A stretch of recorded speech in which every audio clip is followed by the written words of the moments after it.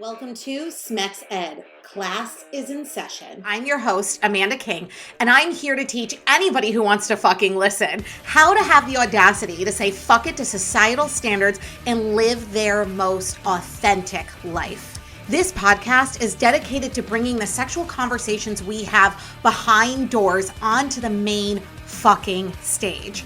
Because sex, masturbation, squirting, guess what?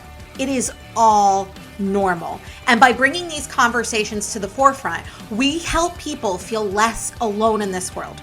We help them feel safe. We help them gain their power back. We help them step into their confidence and express themselves sexually in this world unapologetically. Because it takes fucking audacity to be your truest self. And we have a boatloads of audacity all up in this bitch. So let me ask you this. Are you ready for some epic shit? Hello, everybody. So let's discuss one of my favorite topics, which is squirting.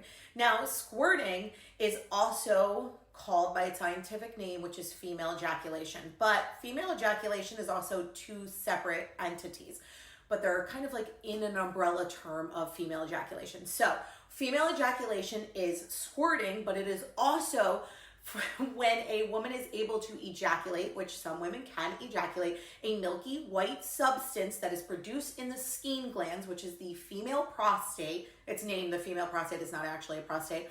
And it is excreted typically post-orgasm. It looks like semen. It's basically composed of the same like prostate antigens as semen is. It just comes out of a woman and it's excreted through the urethra, but produced in the skin glands. Do you get it?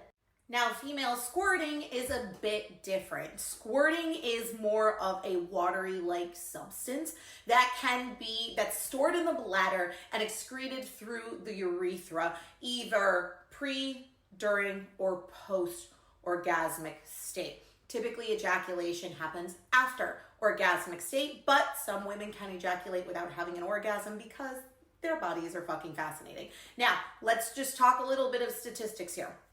On average, between 5 to 10% of vulva owners can have a ejaculatory style orgasm. When we're talking about squirting, studies say about 50% of them can. So, moral of the story, not every single person may have the ability to have an ejaculatory orgasm. I think those studies are a bit skewed because squirting can come out like a little bit of a dribble, or it can come out like a gush. It had like the amount of liquid that comes out during a squirting session varies depending on person to person, and there are so many factors and variables that also depend on whether a person can or cannot squirt. For example, in order to squirt, someone needs to feel safe within their body and safe with their partner, because it is a vulnerable experience, and because it's considered taboo, because there's not a lot of research on it, and there's definitely not a lot of discussion on it in sex ed, people think it's pee, which it's not, even though it is stored in the bladder and excreted through the urethra. It's two separate things, and so there's a lot of misconceptions of it. So some people fear their ability to squirt. There are people who go through their entire lives not realizing that they have the ability to squirt. It happens later in life. Why? Because I feel as women get older, we become more comfortable with our sexuality, making us feel safer, making us be able to explore our bodies in a way we haven't before.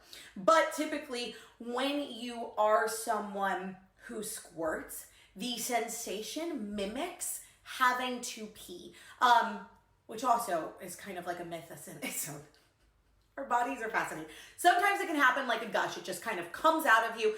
Very surprising. Other times it can feel like you have to pee and then there's a release of the liquid, right? So some people may not realize that they actually have the ability to squirt because they get to the point where they feel that pressure, they feel the need to release, and they think, oh my God, I have to pee, and they pull back and they stop. Now the question asks the how-to. And I just gave you a whole bunch of educational information beforehand. Why? Because, like I stated, A person may not have the ability to squirt. No matter what you do, no matter how hard you try.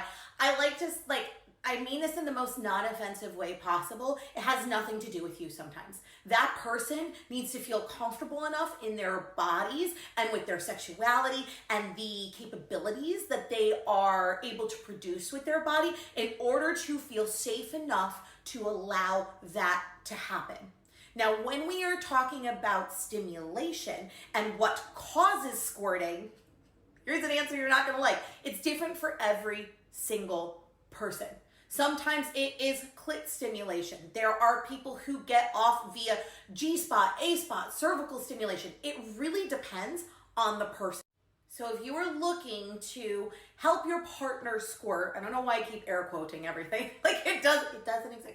If you want to help your partner squirt, it is more about making your partner feel safe, educating them on what it is and how good it feels. It is about asking them what type of stimulation they like the most. It is about not putting pressure on that person to squirt, because remember, squirting isn't a performance, it's a form of pleasure. And I'm not saying all men, but some men want their partner to squirt to make themselves feel better and make it about them rather than about the experience of their partner. So just letting your partner know, like, I love this, I would like to try this, I want you to feel safe enough to do that. How can I support you in all of the above?